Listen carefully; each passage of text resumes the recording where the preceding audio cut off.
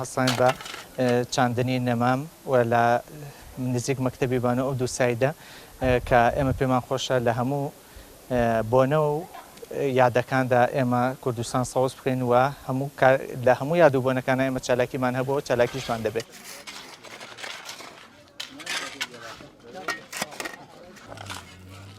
هەڵمەتی نەمامچاندنی ئەم ڕۆمان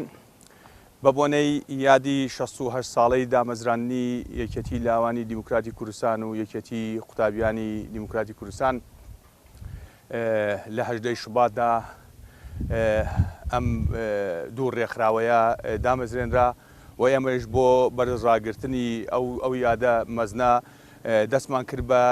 هەڵمەتی نەمامچاندن بە هاوکاری لیژنەی ناوچەی شلێر و لە هەمان کاتە ناوەندی لاوانی پێنجوێنی و پاشان قوتابیان و ئەو جەماوەرە بەڕێز و خۆشەویستە کە ئامادەیان تیابوو بۆ بەرز و پیرۆزڕاگرتنی ئەو یادە مەزنە.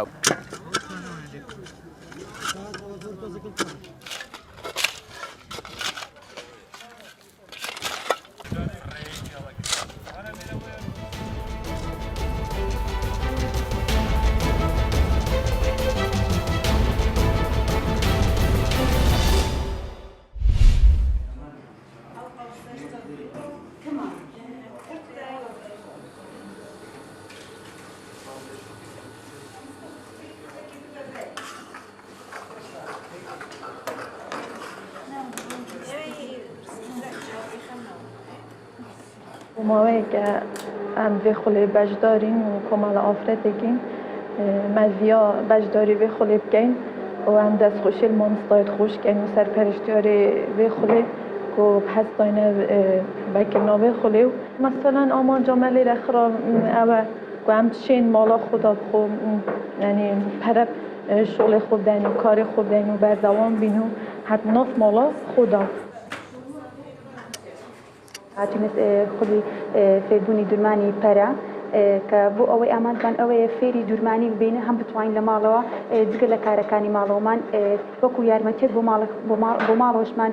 کاری خەیاتی بکەینەوە. ئێمە ئەو مەجموعە ئافرەتەکە هاتی بەشداریمان کردیا هەیە دەتوانین بەخۆی دوکانێک بەخۆی دابنێتن و هەشە ئیمکانەتی ئەوەی نییە کە دوکانێک بەخۆی دابێتوان لە ماڵەوە کارەکانی خۆی جێبەجێ بکاتن بەپێی کات و ئیشی ڕۆژانەکەی ماڵەوەی.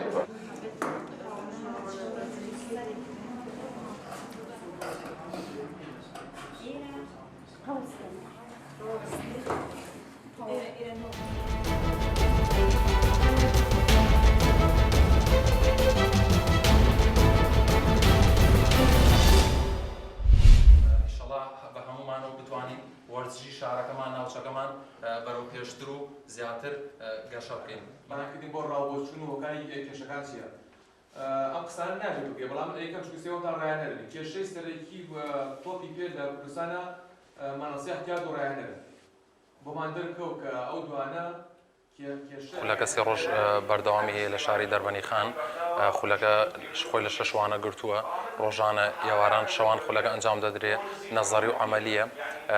ئامانجیش لەکردنەوەی خولەکە زیاتر بۆ بەرزکردنەوەی ئاستی وشیاری و ڕۆشنبیری ڕاهێنەران وەرزشکارانی سنوورەکەمانە هیواداریان ڕەوتی وەرزش لە شارەکەمانە پێشکەوتنێکی زیاتر و باشتر بەخۆی ببینێ بە پشتگیری و پاڵپشتی هەموو لایە. هەموو شارۆچەکانی کوردستان بکەم بۆی کە زانیاریەکان بەخشینە ئەو زانیاریە کە لای ئێمەیە هیچ مانایەکی نییە گەڵ بە ئێوانە بەخشیان بەڕاهێنەرەکان نەبەخشێت بۆی هیوادارین کە ئەم پرۆژەی کە دەستمان پێکردووە لە